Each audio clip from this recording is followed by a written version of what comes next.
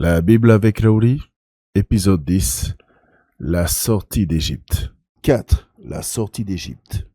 Départ des Israélites.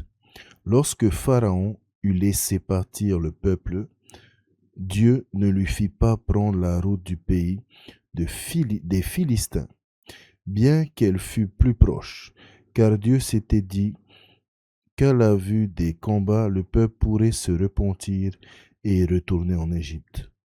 Dieu fit donc faire au peuple un détour par la route du désert de la mer des Roseaux. C'est bien armés que les Israélites montèrent du pays d'Égypte. Moïse emporta les ossements de Joseph avec lui, car celui-ci avait adjuré les Israélites en disant : « Oui, Dieu vous visitera et alors vous emporterez d'ici mes ossements avec vous. » Ils partirent de Sukkot et campèrent à Étam, en bordure du désert.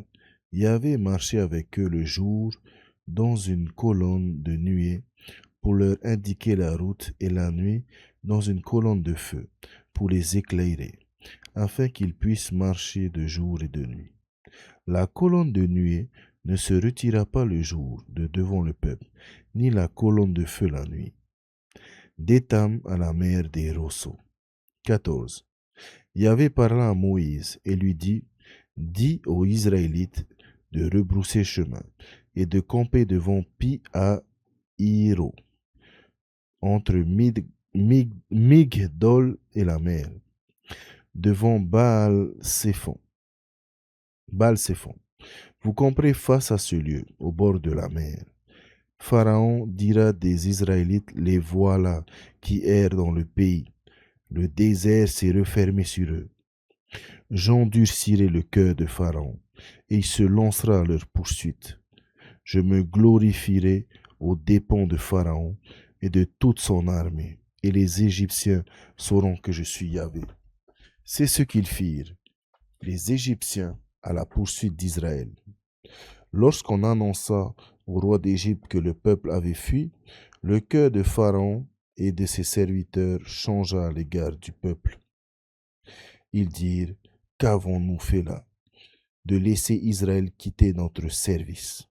Pharaon fit atteler son char et emmena son armée. Il prit 600 des meilleurs chars et de tous les chars d'Égypte, chacun d'eux monté par des officiers.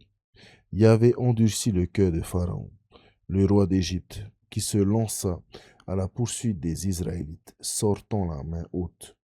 Les Égyptiens se lancèrent à leur poursuite et les rejoignirent alors qu'ils campaient au bord de la mer. Tous les chevaux de Pharaon, ses chars, ses cavaliers et son armée, près de Pi-Hahirot, devant Baal-Séphon, comme Pharaon approchait, les Israélites levèrent les yeux, et voici que les Égyptiens les poursuivaient. Les Israélites eurent grand peur et crièrent vers Yahvé. Ils dirent à Moïse : manquait-il de tombeaux en Égypte, que tu nous aies menés à mourir dans le désert ? Que nous as-tu fait en nous faisant sortir d'Égypte ?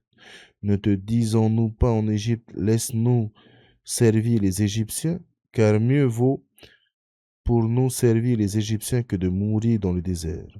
Moïse dit au peuple : ne craignez pas, tenez ferme et vous verrez ce que Yahvé va faire pour vous sauver aujourd'hui. Car les Égyptiens que vous voyez aujourd'hui, vous ne les reverrez plus jamais. Yahvé combattra pour vous. Vous n'aurez plus qu'à rester tranquille. Miracle de la mer. Yahvé dit à Moïse : pourquoi cries-tu vers moi ? Dis aux Israélites de repartir. Toi, lève ton bâton, étends ta main sur la mer et fonds-la, que les Israélites puissent pénétrer à pied sec au milieu de la mer. Moi, j'endurcirai le cœur des Égyptiens. Ils pénétreront à leur suite, et je me glorifierai aux dépens de Pharaon, de toute son armée, de ses chars, de ses cavaliers. Les Égyptiens sauront que je suis Yahvé, quand je me serai glorifié aux dépens de Pharaon, de ses chars, de ses cavaliers. L'ange de Dieu, qui marchait en avant du camp d'Israël, se déplaça et marchait derrière eux. Et la colonne de nuée se déplaça de devant eux et se tint derrière eux. Elle vint entre les camps des Égyptiens et le camp d'Israël. Il eut la nuée et la ténèbre, et elle illumina la nuit. L'un ne pouvait s'approcher de l'autre de toute la nuit. Moïse entendit la main sur la mer, et Yahvé refoula la mer toute la nuit par un fort vent d'est. Il la mit à sec, et toutes les eaux se fondirent. Les Israélites pénétrèrent à pied sec au milieu de la mer, et les eaux les formaient une muraille à droite et à gauche. Les Égyptiens les poursuivirent, et tous les chevaux de Pharaon, ses chars et ses cavaliers pénétrèrent à leur suite au milieu de la mer. À la veille du matin, Yahvé regarda de la colonne de feu et de la nuée vers le camp des Égyptiens, et jeta la confusion dans le camp des Égyptiens. Il enraya les roues de leurs chars qui n'avançaient plus qu'à grande peine. Les Égyptiens dirent: Fuyons devant Israël, car Yahvé combat avec eux contre les Égyptiens. Yahvé dit à Moïse: Étends ta main sur la mer, que les eaux refluent sur les Égyptiens, sur leurs chars et sur leurs cavaliers. Moïse étendit la main sur la mer, et au point du jour la mer entra dans son lit. Les Égyptiens, en fuyant, la rencontrèrent, et Yahvé culbuta les Égyptiens au milieu de la mer. Les eaux refluèrent et recouvrirent les chars et les cavaliers de toute l'armée de Pharaon, qui avait pénétré derrière eux dans la mer. Il n'en resta pas un seul.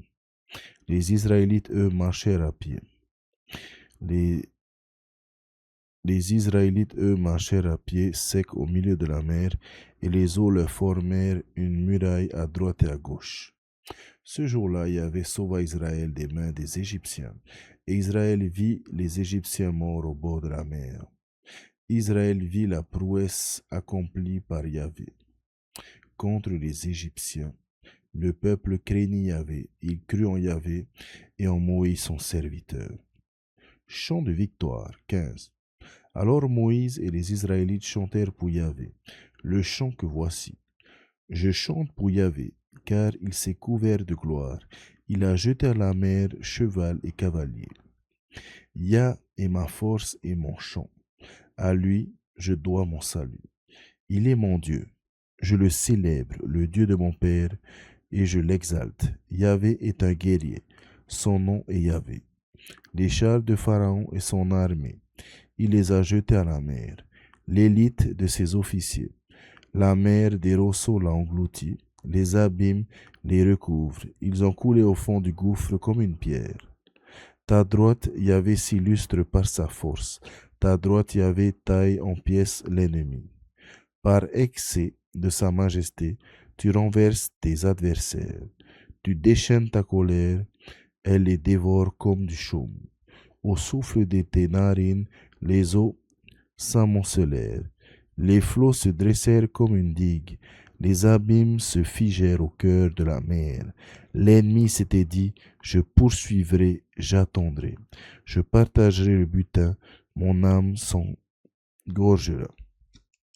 Je dégainerai mon épée, ma main les supprimera. Tu soufflas de ton haleine, la mer les recouvrit. Ils s'enfoncèrent comme du plomb dans les eaux. Formidable. Qui est comme toi parmi les dieux, Yahvé? Qui est comme toi, illustre en sainteté, redoutable en exploit, artisan de merveilles? Tu étends ta droite, la terre les engloutit. Ta grâce a conduit au peuple que tu as racheté. Ta force l'a guidé vers ta sainte demeure. Les peuples ont entendu, ils frémissent. Les douleurs poignent les habitants de Philistie. Alors sont bouleversés les chefs d'Édom, les princes de Moab, la terreur s'en empare. Ils titubent tous ceux qui habitent Canaan. Sur eux s'abattent terreur et crainte. La puissance de ton bras les laisse pétrifiés. Tant que passe ton peuple, Yahvé, tant que passe ce peuple que tu t'es achetés. Tu les amèneras et tu planteras sur la montagne de ton héritage, lieu dont tu fis Yahvé ta résidence, sanctuaire, Seigneur, qu'ont préparé tes mains. Yahvé régnera pour toujours et à jamais. Car lorsque la cavalerie de Pharaon avec ses chars et les cavaliers étaient entrés dans la mer, Yahvé avait fait refluer sur eux les eaux de la mer, alors que les Israélites avaient marché à pied sec au milieu de la mer. Myriam, la prophétresse, la prophétesse sœur d'Aaron, prit en main un tambourin et toutes les femmes la suivirent avec des tambourins, formant des chœurs de danse. Et Myriam leur entonna chanter pour Yahvé, car il s'est couvert de gloire, il a jeté à la mer cheval et cavalier.